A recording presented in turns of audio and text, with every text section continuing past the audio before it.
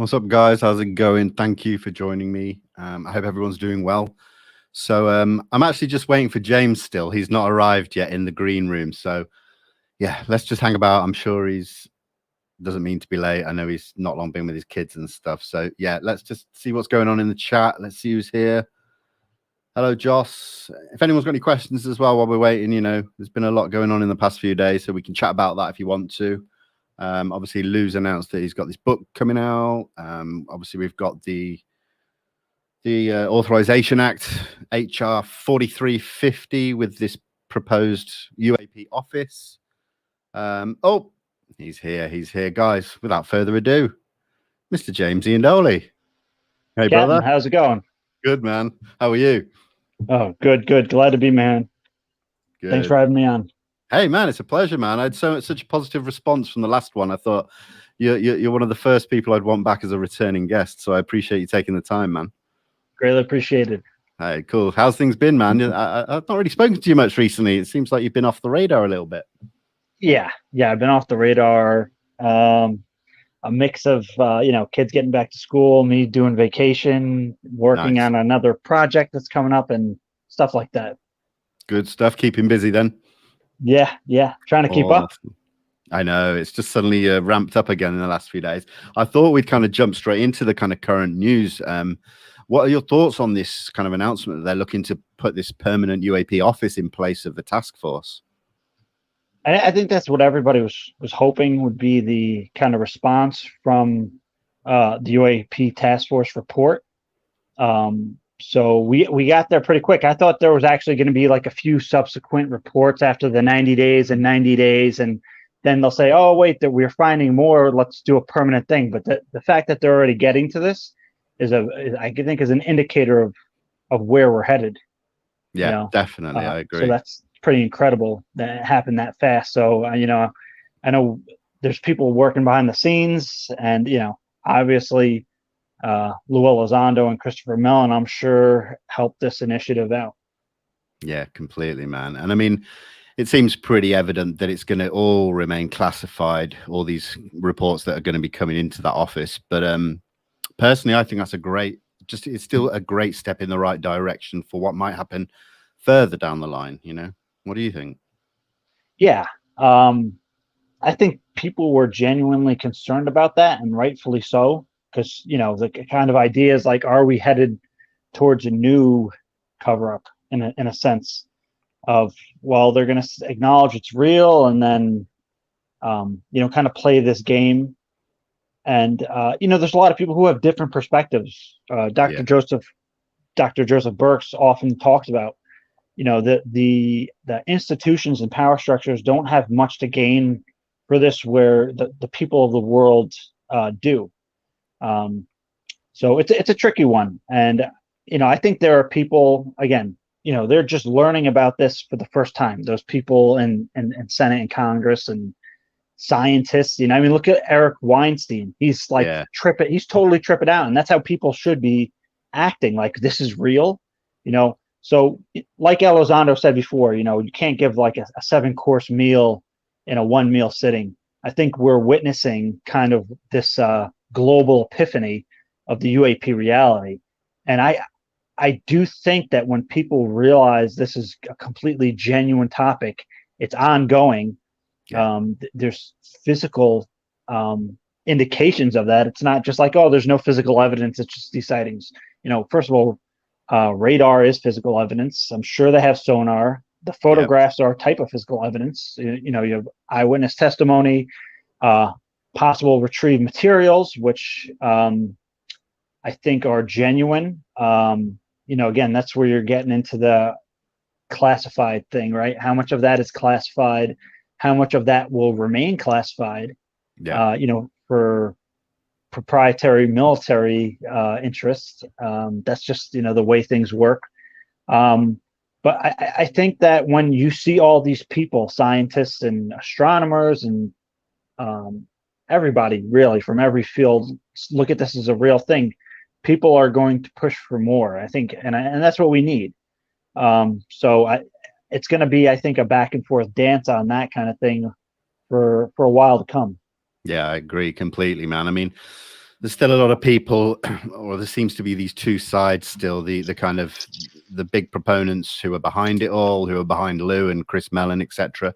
And then are still the people out in the other side of things that still think they're shills for the government, and they have an agenda or a narrative that they're trying to push. So I think, like you said, we'll probably just see that continuing for the foreseeable, the way things are. But I think, and I hope in time, that people will see that it's a good thing what's happening, and that they are playing an important role. So, I mean, Lou's just announced, I think it was today, that he's got this book deal, and I've already seen it going crazy on Instagram and Twitter, and apparently it's going crazy on Reddit. Like, I'm so psyched. Honestly, I had a feeling it was coming, but I'm thinking like maybe like 10 years down the line it was going to come.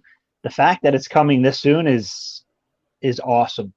Now, given obviously if he's going to write a book, it has to be reviewed by some kind of intelligence agency, and they have to say this is okay, or to some extent. I know a lot of like former CIA and intelligence people that when they put out a book and stuff, it has to be reviewed. Yeah. Now there might be a way he can do that without it being reviewed by them, but he knows the rules and he's kind of gambling on his own. But again, he's got Danny Sheehan to kind of look over the legal stuff, and I think it's going to be a big revelation. I think in that book we're going to hear some new names, maybe, and this is just my own speculation. Sure. Like, of key people that, he'll probably say, hey, listen, I'm putting this book out. Can I mention you? Or maybe he'll go that extra line and just, take a roll of the dice and mention people he didn't mention before because he didn't want to, but, maybe it's time. It could well be. And I mean, it says in the article that sort of dropped today that it's going to reveal shocking details. Now, a lot of people have obviously jumped on that thinking it's going to reveal aliens or something huge like that. That's not what that's certainly not what it's doing, but it might still push the ball slightly further down the road and give us a little bit more insight into ATIP and things like that, more so than aliens or something and again, it's another kind of part of this waterfall or like stampede, right? It's going to spread awareness. It's going to get a lot of exposure. It's HarperCollins. It's a major publisher. It's going to be on Barnes and Noble. We assume, we're in the UFO community. We see Lou Elizondo on Fox. In fact, we get prepared to go watch it when he's on. We still got to remember that like 60 or 70% of the public, even though it's been in the news and all, they don't really even know about ATIP yet. That's still like people are still learning about ATIP and Lou Elizondo. And when I'm around and at work or wherever I am, I end up talking about the subject, and there's still people I run into. They're like, "Oh, really? Wow!" Sometimes it takes a personal affiliation for them to really take the information more seriously. So I think there's going to be another media push when his book comes out, and that's a good thing. It's a good thing. And again, I think there'll be some details in there that we haven't heard before. I'm sure that. Yeah, totally, man. And then also Lou was over in San Marino for the past few days for the UFO World Symposium. And obviously Max did those 2 live interviews with him, which were fantastic. And then he mentioned this new AI system that's going to be available to everyone by the end of the year that can monitor videos to see if they're real or not. And that sounded incredible. But I think, hadn't we heard something about that coming out of TTSA, I think called Scout? Do you know much about that? Yeah, it was so... And, this Jacques Vallée, proposed the idea of using artificial intelligence to assist with the UAP study in different formats. So this has been kind of a long thing coming. I know Scout was the TTSA version, and then we all saw Lou Elizondo wearing that hat that said Phenom. Yes. Maybe there's something to do with that. I really don't know, but I think, again, that's another kind of one of these things, right? Where people are going to be like, okay, well, now we have civilians collecting intelligence data for, whoever this information is going to, right? Yeah. So I could see where that red flag is going to be raised and people are going to be concerned about that. I do think it is a good thing ultimately, because the more data, again, that I'm assuming that the information is going to be publicly available somehow or some way.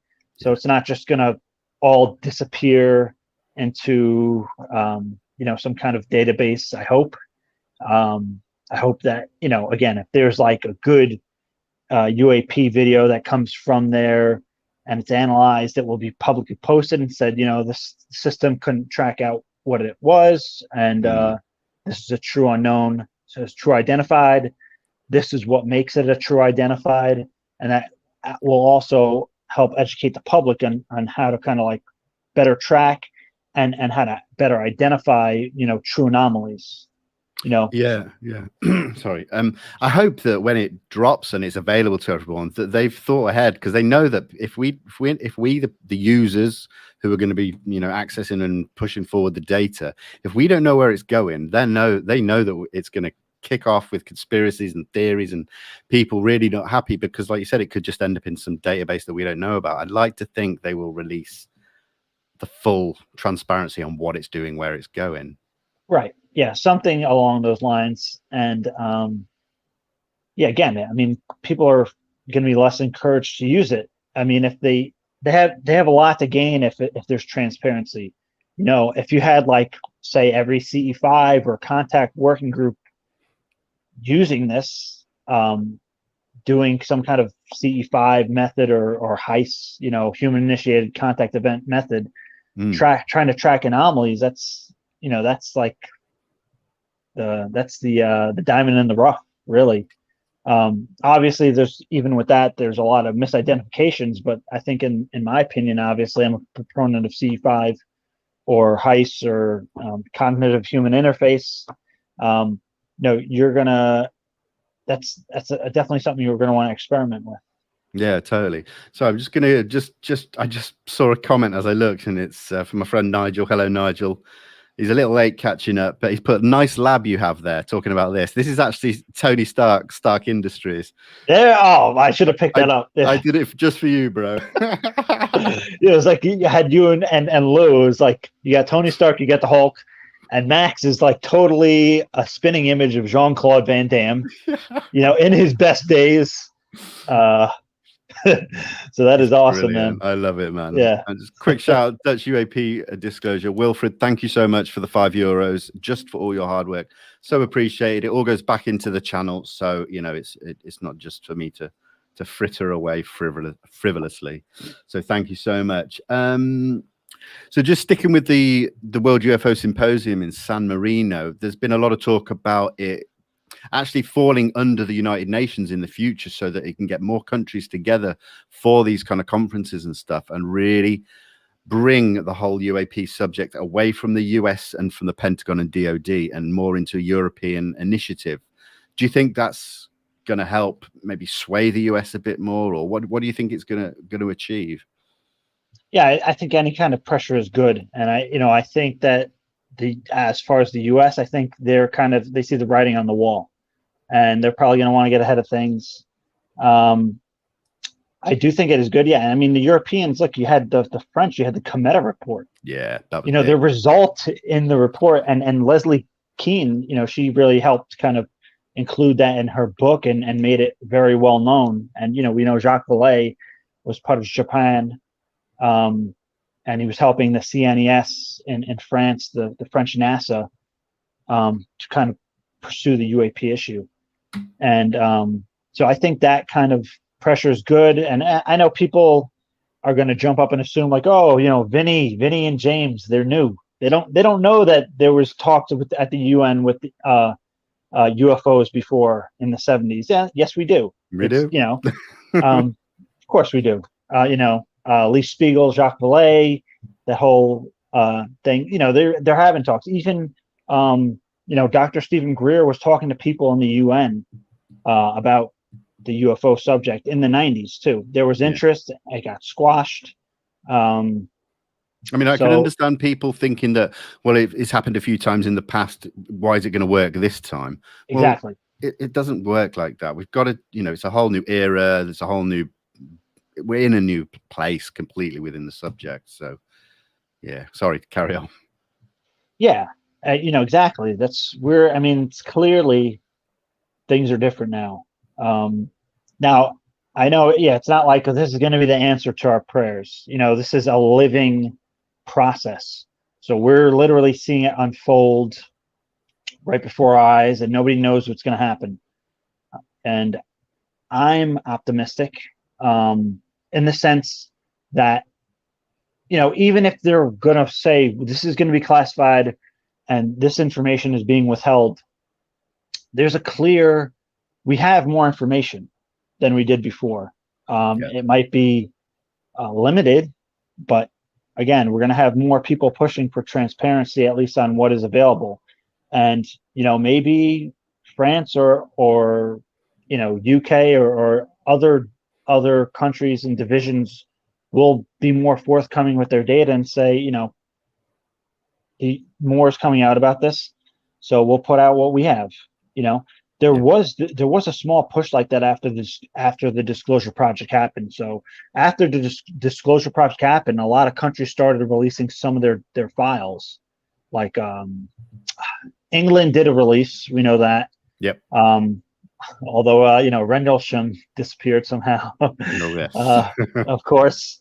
But that's a very interesting and I think important case historically, and I think relatively. I think obviously people are talking about materials from Rendlesham, samples. So I think we're going to see another kind of push like that. But again, this time we're really in uncharted territory this time. Yeah. And I think there's, and I'm not saying, people should all just be whistleblowers and throw their careers away, but I think that we're going to see more people be coming forward. And I think there is a possibility for another kind of like Lou Elizondo person to come forward, right? Yeah, absolutely. It only opens the door for more possibilities. So it doesn't have to necessarily meet every UFO researcher's expectations, and it's like, take what you can get. This is a victory, so take it, because there's progress coming from it. And it's a lot of people have this all or nothing mentality, and it's like you're not going to get very far with that. And we can see that how it's been the last 70 years. Look, what Lou and Chris have been doing. Lou Elizondo, Christopher Mellon, and the small army probably behind them, helping them in whatever way they can. People behind the scenes, in office and out of office, and wherever, in intelligence, and contractors. We can definitely see in the 4 years since they've really said let's do this. It's we've seen more change than we have in 80 years. Yeah. So not that's like, and even you don't have to, again, it doesn't have to be all or nothing or all these extremes. You don't have to say let's just blindly follow these people. That's not what it's about, and nobody's advising that anybody do that. But it's clear that there's more transparency and progress. So that's a good thing. Yeah, definitely, man. There's a couple of things that I pulled out of the that small part of the Authorization Act. I think HR 4350 or whatever it's called. The two big things. Well, the first one is the fact that they're talking about biological effects openly now. Like, that was a sick observable. That's huge. I mean, we've obviously had Lou talk about it in the past, but it goes back. People like Kit Green have talked about it. I mean, that opens it up to so many experiences and things like that. So it's not just military anymore. I'd speculate, and I could just be speculating, obviously, that he's done more than talk about it. Right? I mean, people like that may have actually firsthand worked on it. Absolutely. you know, and that's, again, that's physical data. That's like, this is real kind of stuff, and I think that, again, stuff like that has to sink in for some people. I mean, that's, how much more real can it get? We're talking about physical effects, biological effects. This is something physically real. That's not from a kind of refraction in a lens or a bird, right? Absolutely. You're not going to get this kind of biological effect from a seagull. I'm sorry. No offense to anybody, but, just putting it in perspective. No, fully with you, man. I'm sure everyone else is. And that's what really stood out for me. I mean, yeah, just when you sit and think about it, because these people, I mean, so many people in historic cases have had physical, visible effects after encounters with UFOs and UAP. Well, and John Burroughs, Jim Oh, Pennington too, but John Burroughs is documented. I mean, his medical records are classified. He had to fight like hell to John get those. McCain, wasn't it? Didn't John McCain have to sort of step in and help him out? Yeah, that's to for this man's medical records to save his life. Um, and he was able to get the help, thankfully, and the advice, but again, it was classified. So that's a biological effect that affected this man's life, and thankfully he was able to get help because there was some very small part of transparency, right? So Yeah. that transparency helped people. So that's an important thing. There could be other people having these effects that could need help too. Yeah, totally, man. And then the other thing that really stood out for me was the fact that they are asking for all information from the agencies, from all the 3-letter agencies and the branches of military, to provide all information that they have. There's no time scale on it anymore. So that goes right back, in history. So anything that's not been provided already to the UAP Task Force has now got to be provided either to the task force now or the new office when it's set up. But that's saying, you've got to give us what you've got. So that could include Roswell, all the big cases, all the things, all the crash retrievals that have been speculated on. I mean,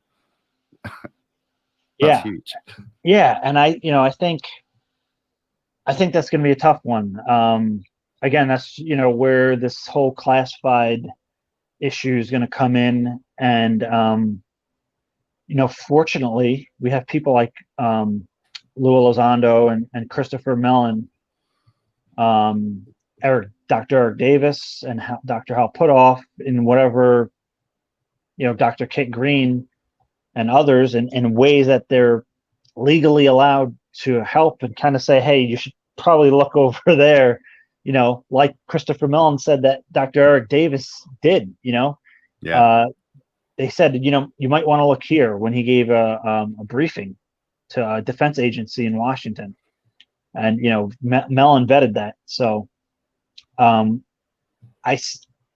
that's to me, the crown jewel, and also one of the most difficult issues that you're going to deal with, and it's like, I mean, you're taking on, the bull by the horns at that point, because that's, if all that is true, are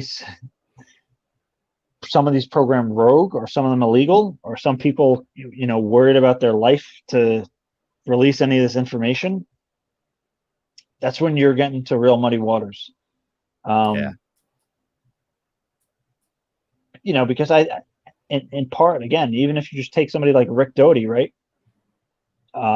Obviously, even with everything going on, the U.S. Air Force, they don't really want to talk about that right now. They don't want to address that. And that's not even like a Jim Forrestal kind of thing, right? Like, are we going to talk about Jim Forrestal then?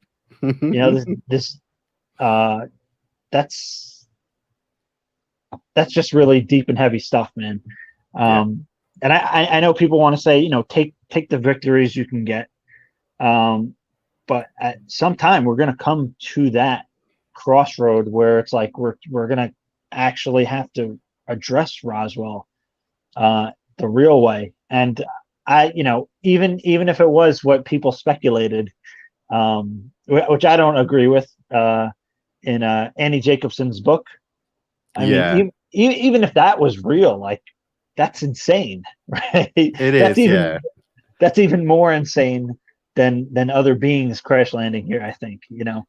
I like Annie Jacobson's her work when it comes to Area 51 and spy planes and stuff like that. But when she started touching upon that other stuff, I was just like, I wasn't convinced at all.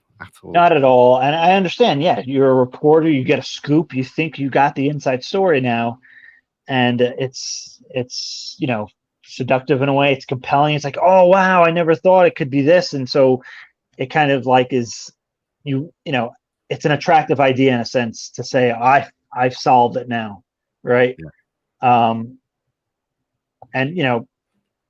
I just, to me, that is the most out there theory that I've heard on that.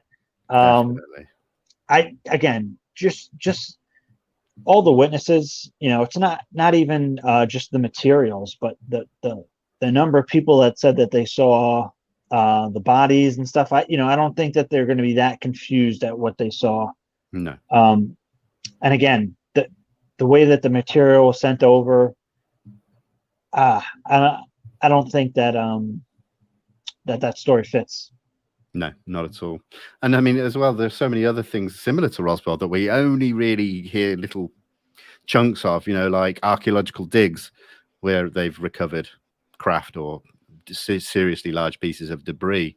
Wherever that's buried, hopefully that is something that is going to be required to be reported to the task force or the office. Now, obviously, there's going to be major pushback and stonewalling by some of these agencies and departments. That's not surprising, but maybe we've seen the Inspector General jumping in to back cases up and back investigations and evaluations into the way these things are happening. So I still feel like these things can't be hidden forever unless they're buried in some private area that's away from government where there's no oversight and no FOIA. I mean, what do you think?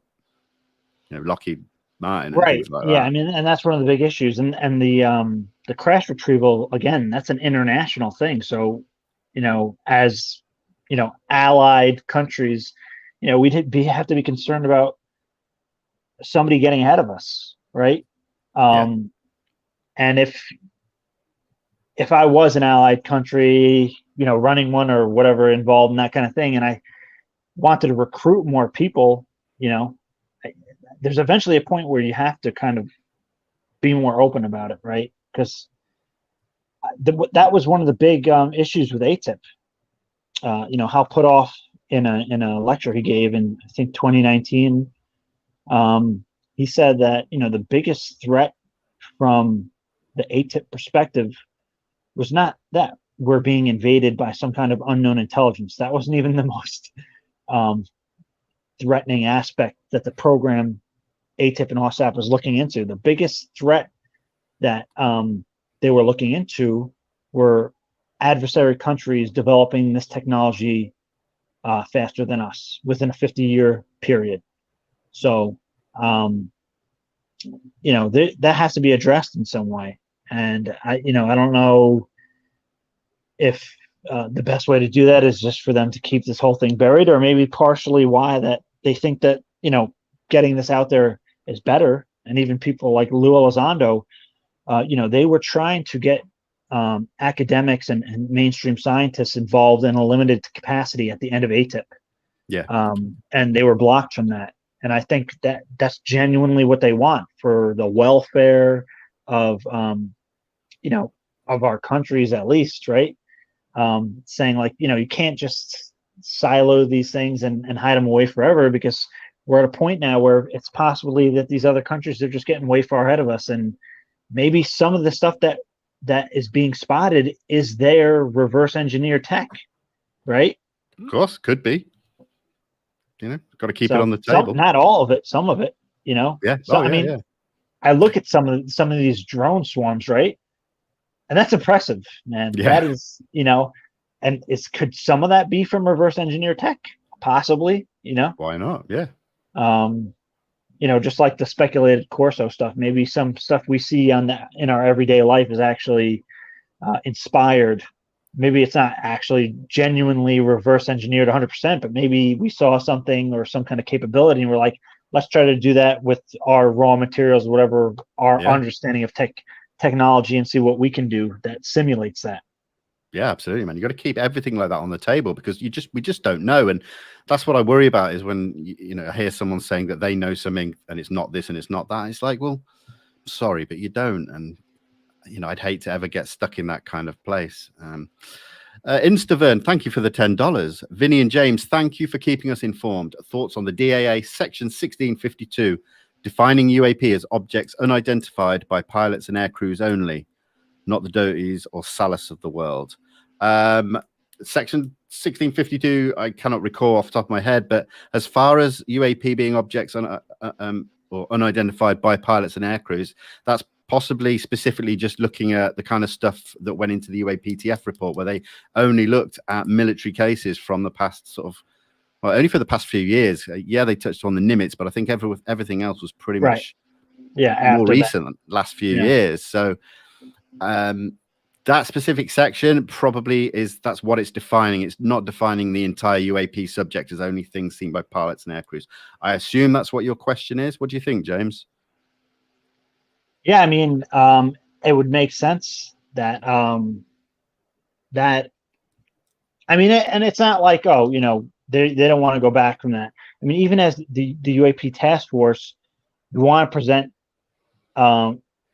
information that you have corroborating data for. So even for the UAP Task Force, it's not even like, oh, they're trying to pull a smart one on us or a quick one on us by only doing 2004 and on. They have a lot more data that is they can make a stronger case for, and which they did, because they put together a whole report where 143 were unidentified out of 144 cases. So they made a damn strong point. So what they did is obviously working. And again, these are people that are working on the task force, probably some of them that Lou knows or has even worked with. Yep. So I think they're doing what's in the best interest for the program to continue, which now we know is looking really good. Yeah, totally, man. So I don't think it's addressing the entire history and definitely not. Yeah, so Instavern, I hope that is kind of what your question meant. Yeah, thank you for the $10. Now, one thing that is continuously talked about, and even recently it's still ongoing, is the Wilson Davis notes, the Wilson, Admiral Wilson memos, whatever you want to call them. Now, they seem to come and go. The conversations are either on really big or they just die for a while. But at the moment, people are really still pushing it from both sides. Have you, I mean, we mentioned it last time when you came on a couple of months ago. Have you looked at them again or done anything on them, or have you thought about them? Yeah, I mean, there's so much information on there. I mean, that's a whole show, Vinnie. That's an entire show. I mean, honestly, you could do easily disclosure team Wilson Davis week. Wow. No, like 3 hours a day. I mean, there's so much information there that in my opinion, supports that the meeting between Dr. Eric Davis and former Vice Admiral Tom Wilson occurred, and the conversation that they had was had. That, I mean, if all those information points are just random, it would be absurd. And there's so many different levels to it. Yeah. You have Dr. Edgar Mitchell, right? The sixth man to walk on the moon, proponent for the Disclosure Project in 2010. So you're talking about 8 or 9 years before the documents leaked, talking about a friend of his that's still working in these programs, meet with a vice admiral in Las Vegas. I mean, that's in 2010 that Edgar Mitchell said this in 2 different interviews, back to back, H Plus Magazine, and then a gentleman named Twitchell. I forget the name of his radio program. So back to back those months, Dr. Edgar Mitchell talking about somebody who knew that worked in programs for the U.S. government with security clearance, meeting with an admiral in Las Vegas to talk about crash retrievals, right? And these kind of things. So that's that. Then in 2006, before that, right? So we're talking like 15 years before the notes surface. Yeah. Richard Dolan is shown the 2 pages of the notes by somebody in NIDS, right? And these are NIDS. These are NIDS notes, right? So the only other alternative that you have when you're talking about that point specifically right? Even if you want to say it's a movie script, right? Which I know, I think John Greenwald had said that's kind of like a half joke thing. Yeah. It's kind of an interesting idea to propose, but he's not completely saying that's exactly what happened. So the only other alternative, though, is that one of these NIDS members had fake documents from a NIDS database and was showing it to a researcher to misinform them. That's the only other alternative you have. Because that NIDS person that got it from a NIDS database knows where the report came from. Yeah, there's also talk of Greer being a bit of a loose cannon even back then, and some of the steps in this conversation, there's a possibility that it could pinpoint Greer as either lying or spreading something false. But I mean, it's no, because there's too many witnesses that were there. Again, Dr. Edgar Mitchell was at the meeting with the original meeting in 97, not the 2002 meeting between Eric Davis and Thomas Wilson. But in 1997, Commander Will Miller and Dr. Ed Mitchell and Dr. Stephen Greer had the meeting with Vice Admiral Tom Wilson in the Pentagon, and he was canceling all the meetings that were coming up. And, again, people are saying that, Dr. Greer was exaggerating. Dr. Greer didn't talk about that meeting for several years. He wouldn't even say that he met with Tom Wilson. That only came out in his book, Hidden Truth, Forbidden Knowledge, in, I believe, 2007, 2008, that he when he wrote the book, he put Tom Wilson's name. But before that, nobody had mentioned Tom Wilson. So that meeting in 97 happened. And, Will Miller has confirmed that. Stephen Greer has confirmed that. Ed Mitchell, he never mentioned Tom Wilson's name, but he said the admiral that we met with and Stephen Greer, and he confirmed that meeting. So I can see people saying, oh, well, it only helps Greer if he kind of promotes that. But I would say that Greer completely believes it because he was there for that meeting. And when Tom Wilson got back to Ed Mitchell and Dr. Greer and Will Miller shortly after they had that meeting, which I believe did happen. Again, you have Dr. Edgar Mitchell for years talking about that in different interviews on Larry King and all over the place, talking about how he met with the admiral and tried to find out about these programs and got blocked. Yeah. Now, of course, Tom Wilson is going to deny that. I mean, there's no reason. It doesn't help him in any way to admit that. No. And I think he even said, sorry, I think, did he say something like, if it happened, I wouldn't say anyway. So he really threw it out there that you're not going to find out from me, basically. Yeah. Yeah. And, I think he still works in private contracting and probably still maintains security clearance. Yeah, Tom Wilson. And again, it's like you can't really fault this guy. If he really jumped, he probably himself was like, this is nonsense. And when if he looked into it and found out it's real, he was probably shocked, right? Like, and probably still patriotic and saying, we gotta, why would he want to expose that program to the world for no good reason, right? Yeah. If he's not into the subject. And, I think you have basically everybody else saying that the meeting basically did happen. The only thing we don't have is Tom Wilson on the record. Yeah. Everything else, I would say the only other small bit of evidence that would seal the deal. And again, even if we found it, people are going to say, oh no, it's just a coincidence. Is that if you could place Eric Davis and Tom Wilson in Las Vegas on that day. 2002 is that was that one, wasn't it? Yeah. Yeah. And I mean, how are you going to do that, right? You're not really. Yeah. But again, there's other, again, Brit in Wonderland. Yeah. Inference. She also, dug up some really interesting information that says, hey, listen, if you look at these notes, there's it's not like, okay, somebody fabricated these notes and it's a bunch of nonsense. There's a lot of other information in that notes that they make sense and they check out, right? Like the bigot list and Yes.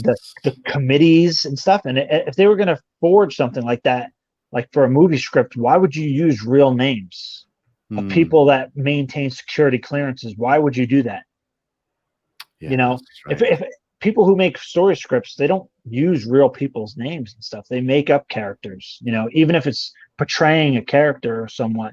They're not going to put Vice Admiral Tom Wilson, you know, and Dr. Eric Davis, you know, very specific people, and Elk Shannon, like nobody knows who that guy is. Nobody knew the connection between Oak and Dr. Eric Davis, and that's how the meeting, you know, was set up. Nobody would have known that, you know. Yeah. And that it really only came out after the fact, after the notes, that, you know, Oak was like, oh yeah, I know these guys. How would anybody have known that they would have known each other at all? So there's so much information in there like that. That's, again, it just, if you would have tried to put that together, you'd have to have inside people. And why would inside people do that? Right? Yeah. No, you're right, man. Thanks for touching on it again. It's just going to be one of those things that's just going to continue to bounce back and forth, I think, for a long time. I don't see any end to it at the moment. So, right, yeah, you know, we could just go on and on and on and still not get anywhere. Yeah, because people are going to believe. Yeah, I was going to say some people will believe it no matter what, and others, you know, they won't believe it no matter what. Yeah, so. Absolutely. That's we find that a lot in this subject, unfortunately. But hey, each to their own. We recently joined Sean Rush, Witness Citizen, on his channel to talk about Ross Coulthard's book, which, you know, I still think is one of the best books I've read in a very long time. Now, again, Ross is someone that did this sort of media blitz and podcast blitz for a while, and he's gone a little bit quiet again. So, yeah, what do you think is going on there? Because I have heard rumors that he's coming back into the scene in a few weeks' time with some new information. What do you think? Yeah, well, yeah, he's going to be on that UFO podcast with Andy and I think Dan Zignal. Yeah. And I bet he has new stuff. The guy, number one, is a phenom. I think In Plain Sight is one of the kind of greatest centerpiece UFO books since Leslie Kane's book. I think it's really that big for the subject, especially for the times. And I mean, the guy is not pulling any punches. He's going straight for the technology stuff, straight for the crash retrievals. That's the big story here. You know, that's the crown jewel. So, and again, wonderful book. He had made a lot of connections, you know, putting that book together, and after it came out, I'm sure he only had more and more people coming to reach out to him. And so I'm sure he has new information. I'm sure he's had information the whole time that he just hasn't had the chance to prepare in the right way. Yeah. You know, he mentioned that he has other NIDS documents that came from the Eric Davis or the that Dr. Edgar Mitchell NIDS file, which is where the Wilson Davis notes came from. And that's another thing. You know, I'm sorry to go back to it, but it's all very relevant and connected. Sure. You know, Dr. Davis gave me a no comment on the notes, obviously. And, you know, this is way before the notes like came out big. But then when they finally did come out, he gave me like an official no comment. And then, that Wilson Davis notes came with a few other documents that were released kind of with it. So one of them was the alien autopsy notes, right? And yeah, that's a whole kind of controversy there. Nobody's saying that the alien autopsy video is real. That's not what we're saying. What's important there is that Dr. Eric Davis gave me an official on-the-record confirmation saying that those alien autopsy notes or memorandum and email chain was authentic. It was really from NIDS. that the files were photocopied, and he wasn't sure how that they got out, because that Right. was before they traced it back to Edgar Mitchell and Ross Coholt's book, the Spaceman, who had these files, who were given from Dr. Edgar Mitchell's family to this individual that was supposed to be entrusted with the files. Right. So if all those files and notes are real and confirmable on the record, is this just, are the Eric Davis, the Wilson Davis notes all the other documents are real and can be vetted, and the other one, that's the only fake one in there? It doesn't make sense. But from the Spaceman in Ross Coulthard's book In Plain Sight, that individual was involved with the aerospace community.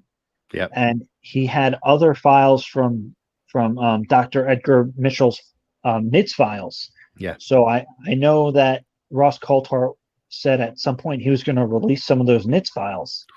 So I think that those are going to be very interesting. They might not be as Wilson Davis crash retrieval big, but I think he mentioned the UAPs mimicking Earth or conventional technology.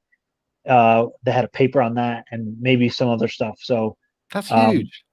That is. And again, and all the subsequent data only adds stronger argument to the Wilson Davis notes as well, as kind of like a cherry on top, right? They're awesome to have a paper from an individual like Dr. Davis come public, talking about UAP is awesome. And again, there may be information in those papers that, again, you can kind of are leads for other stories, right? Connections to other things, right? Yeah. Individuals, people's, places, things, right? That kind of thing. There could be some interesting information in there, and I'm sure that Ross probably has a few trick up his sleeve, right? I hope so. I really do hope so. I mean, talking about that and relating it to the Wilson, I've got this huge wall in front of me right now, and I just need that old school string connecting picture thing, because there's so many connections and I know avenues. It's incredible. Yeah, it's so exciting though. So yeah, I'm looking forward to seeing what Ross does hopefully come out with. Let's jump over to what you've been doing since we last spoke, and maybe then what you've got coming up, because since you last came on here, you've spoken to Richard Dolan, you've spoken to Joseph Burks twice, and Danny Sheehan and Mark Sims. So just talk us through some of those interviews, and if you've got anything you really liked or memorable from them. Oh wow. Well, Dr. Joseph Burks is in the story of recent contact, contact with the UFO phenomenon over the last several decades. Dr. Joseph Burks has been somebody who's been on the front lines, so to speak, in what he called years ago the contact underground. Right. So he's got a wealth of information that's important. So, I have him on for a reason. I think it's important information historically. There's the early stories of CSETI in the early 1990s. I think those are important historically. And again, the contact phenomenon in general, to me, that's an incredibly important topic. Yeah. And somebody like Dr. Burks, who has very keen insight and experience, and has spoken to thousands of individuals over the last 30 years regarding that. I think there's a lot of wealth in that information. So I'm going to have him on several more times. Nice. Talking about some of the historical stuff, and then some of the theoretical or speculative aspects of contact as well. Because again, that's when you're talking about UFOs, you kind of have UFO sightings over here. Well, I'm over here, so over here, and then kind of over here in the middle, you have crash retrievals, which are incredibly important. And then towards the end of the line is like contact. And I mean that by the contact is probably even the most mysterious of all of it. It's the most cutting edge, because you're not just talking about potential crafts. You're talking about the living intelligence behind the UFO phenomenon and how it interacts with us. Yeah. So it's not an artifact. It's it's like having a firsthand witness, right? One of these entities that's behind the UFO phenomenon, or maybe it's technology that it works through, right? So I think the contact stuff is really important. Obviously, I'm always involved in the contact and consciousness aspect of it. Yeah. So I have some interviews, like I have Dean Radin coming on soon. Wow. For engaging the phenomenon, and he's going to touch on the remote viewing aspect of things. I'm going to try to get his opinion on some of the UAP stuff. I don't know how far he'll go, but that always interesting. But what's actually really interesting is Dean Radin was like, or is like, one of the head guys for Dr. Edgar Mitchell's prior foundation called IONS, the Institute for Noetic Sciences. Yeah, yeah. Right, which was exploring consciousness. And Dean Radin became, I think, like, I don't like the director of research, or like a very big title in that organization. So that's interesting. And wow, that's good, man. yeah. So, but also, and this is something I haven't heard much talked about, and I really want to ask him, is that he's also on the board of CCRI, the Consciousness Contact Research Institute, which was the free organization before, which has like Ray Hernandez, Dr. Rudy Shields, Okay.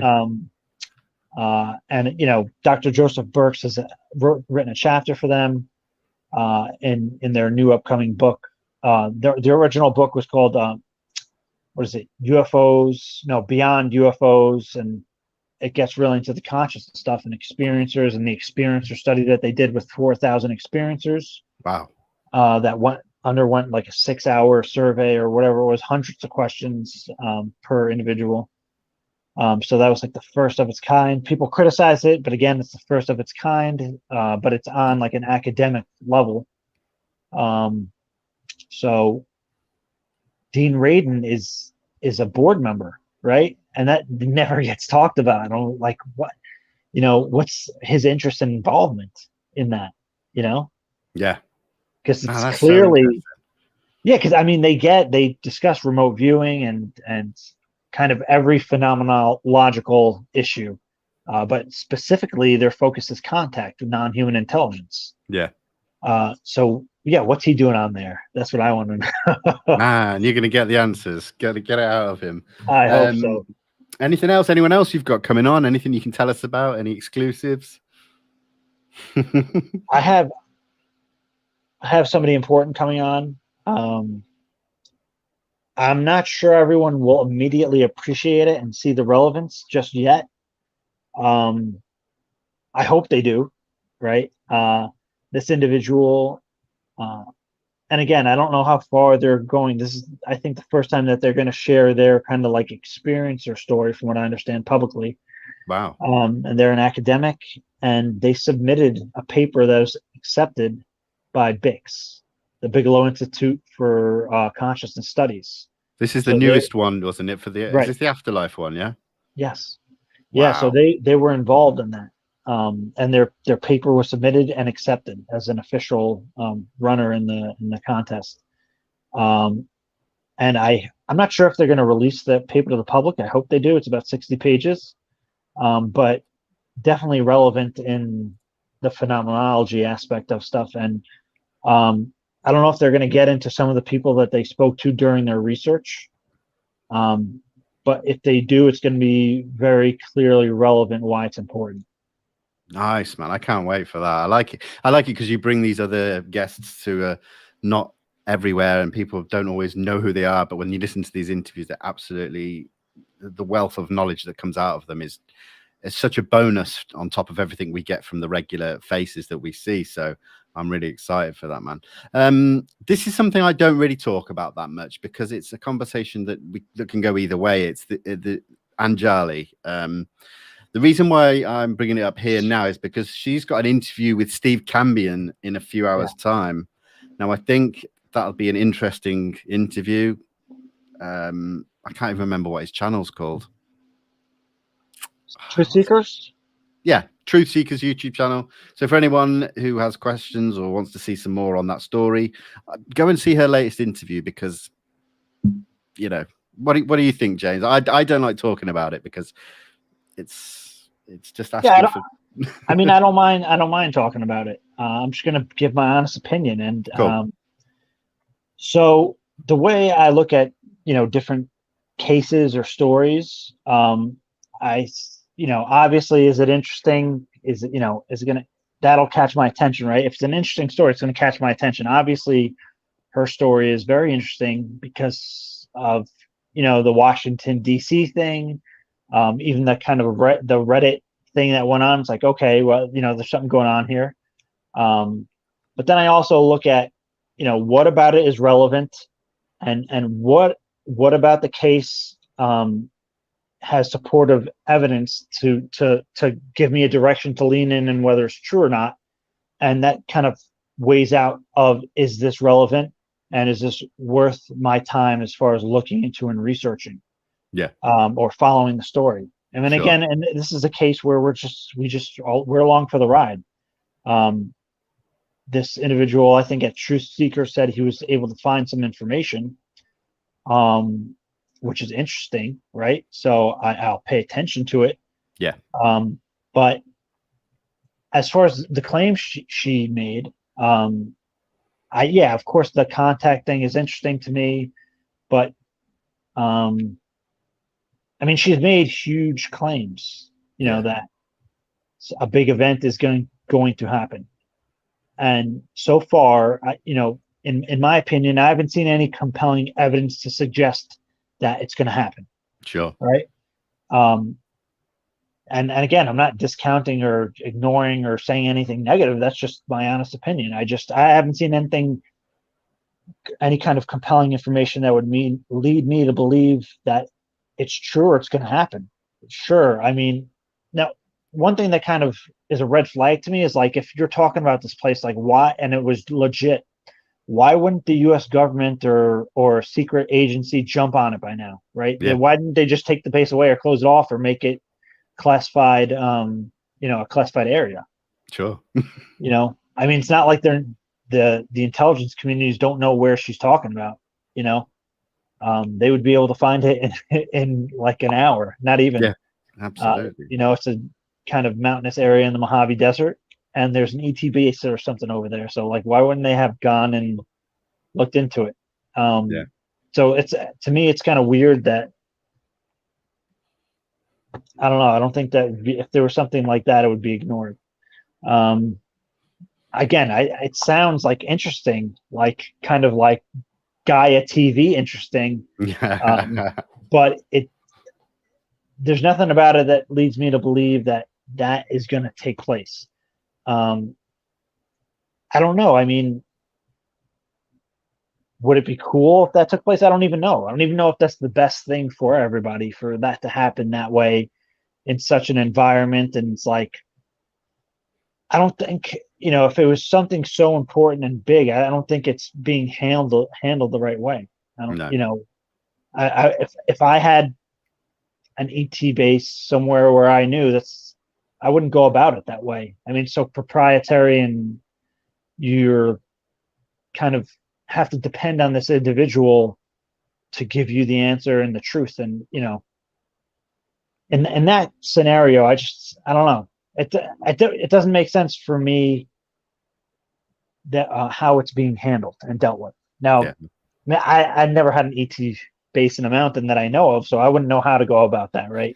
I wouldn't know where to start. I'm too underqualified, right? But it just seems too important to be handled the way it's being handled. I don't know. I mean, what do you know what she's saying is going to be the ultimate outcome? I don't. I mean, I don't follow it that much. After the initial thing she did at the Washington Monument, was it? And then I saw all the abuse she was getting on Twitter, which I really didn't like. Whether she's telling the truth or not, I that really pushed me away from it. So every now and again, I I might see something as I'm scrolling through Twitter and that. So yeah, I'm kind of curious, a little part of me deep down, but that's about it. So I don't really keep up with it. But I will probably watch this interview just to get that latest thing. But and I mean, if she has evidence to put forward where it's going to help in the overall conversation and disclosure process, that's awesome. Yeah. I mean, again, I'm hopeful that would be the case, but I've seen so many different things in the field, like Dr. Jonathan Reed, for example, right? Like, it's just like we've been let down so many times, and we don't need another letdown like that. No. But again, I understand people were making the case, well, her stories is destroying the credibility of the UAP subject, and I don't think that's true. No. Is it help? Yeah, right. Is it helpful? No, it's not helpful if it's false. But I mean, we've seen too much. We've come too far. Where I think, if anything, coming closer to a more global disclosure, we're going to see more and more things like that come forward that are kind of like, rise and falls, or different stories come forward that are hot for a minute and drop out. I think we're going to see a lot of people coming forward, like fake whistleblowers, experiencers, and I think we're only going to see more of that. So if anything, this is a teaching point, right? It's an educational case for us where we can say, okay, let's just sit back, watch how this goes on, because there's nothing we can do about it anyway. She's telling her story, and we can't help her in any way. She's going to pick out a few individuals to go on an expedition. We're not allowed to be involved. That's fine. So we'll sit back and watch, and if something happens, it does. If it doesn't, it doesn't, and we move on either way. Because other things are going on that are making real change anyways. It's not like, 20 years ago, this might have been a bigger thing because we had nothing else to kind of go on. Like this might be the one time we have something, right, guys? But we already have things going on now where it's like, if things like that don't pan out, like the Jonathan Reed story or whatever, it's like, big deal. We actually have stuff going on that, like, it doesn't matter if this story is not true or not, because the story itself, the UAP story, is starting to be told. Yeah, it's still evolving, and that's what I mean. This is really the first time I've spoken about it on any platform. I get so many messages daily, almost saying, "What are your thoughts on Iandoli? Why are you not posting about it?" And I'm just like, what is it to post? There's nothing. There's just a story, and I'm not here to promote stories. I'm here to provide evidence and meaningful conversations or data points. Yeah, she seems like a nice person. I would love to believe her story. I'd love nothing more than believe that everything she's saying is true. However, I haven't seen anything that leads me, that gives me kind of like good reason to take what she's saying at face value. And if I can't do that, there's nothing I can do with the information. And if the information is not practical, I mean, how much time can I waste or invest in it if it's not going to be something that I can actually do something with, right? Like, for example, like if we have a new UAP story, right, where a new witness or pilot comes out talking about that, we have something to talk about. We have, we're people in the community. We can help disperse that information because we can vet it to a different degree and say, this is actual. Now let's inform people about it. We can't do that with this because there's nothing we have to kind of lean on where we can say this is legitimate. So let's start informing, spiral out from the community and kind of let the information reach who it can through podcasts or interviews. But there's nothing we can do other than what she said. It's only what she said. And it's going to go where it's going to go. And, I hope something, really cool. And I'm always waiting for something cool to happen. Yeah. Definitely. So. Yeah. No, that's cool, man. Well, listen, James, we've just hit over the hour mark. I want to thank you so much again for joining me. I feel that we are starting to ramp up again. So maybe we should do this every month or two, just catch up. And I forgot to tell you about one of my announcements. Oh, cool. Yeah, please. Yeah. So I am putting out a new channel and podcast, but it's not specifically UAP related. So that's why I haven't promoted it too much in the UFO thing, because it's going to be more about consciousness, mindfulness, meditation, phenomenology, awakening, if people are interested in that. But I'm not going to involve that too much in the UFO stuff, because I know people are here for UFOs, and that's cool, man. Well, no, you'd be surprised. I mean, on my channel here, especially on my Instagram and stuff, there's a decent amount of that. So I'll be more than happy to share and promote that for you, because I think people will benefit from that. I've got so many people interested in that. I'd like to take a look at it and listen to it. Yeah, so if people are interested in that, it's called Meta Perspective, and that'll be coming out, I want to say the beginning of October. But I also have another guest on engaging the phenomenon that I did not announce. Yes. Individual's name's Vinnie. He runs Disclosure Team. Whoa. He's got to come on my channel, man. Oh, dude. Tony Stark. You got to come on my channel. Anytime, bro. Just say the word. I can always make time for you, my man. Yeah, we'll definitely set that up soon. That'd be fantastic. I'm trying to think if there's anybody else. I have other people scheduled. I'm trying to think, because I'm like launching this other podcast now, so I got like these two schedules, and I'm like, I have figure eights going on in my head now. Yeah, no, I know what you mean, man. But Dean Radin is one I'm really looking forward to. Yeah, I probably have to reschedule, but I was going to have Jeffrey Mishlove on, and then Jeffrey Mishlove. The name rings a bell. I've seen that crop up recently in something I've been reading. Okay, so Thinking Aloud. He has an old YouTube channel and program, and it's like legendary. This guy had all the remote viewers on. He had Jacques Vallée in like the 1970s come on the show. So this guy has done, it's more consciousness stuff, but he's had the UFO people on his show. Is he more 70s and 80s remote viewing era? Older stuff? He's got it from back then to now. I mean, the guy, he's like, I guess he would consider himself a parapsychologist. Okay. But anything consciousness and remote viewing, but he's had UFO people on too. Dr. John Alexander has been on his program several times. I'd love to speak to and that, this man. And this is before people knew who these people were. This guy knew and had him on, and so thanks to him that we know more about this and had these programs back then, and he's uploaded a lot of the old stuff onto his channel. So I'm really looking forward to having him come on to talk about consciousness, but also UFOs, because he's had, he wrote a book called The PK Man, and that involves an individual who was allegedly being able to demonstrate PK, telekinesis, basically moving objects with his mind in a sense, physical effects of consciousness, but also this individual, Ted Owens, was able to summon UFOs. So it ties into that whole aspect too. He had something he called space intelligence, and he would communicate with the space intelligence. And according to Jeffrey Mishlove, he was able to demonstrate that on a somewhat regular basis with genuine UFO events occurring. So it's not as well known case as it should be, I guess.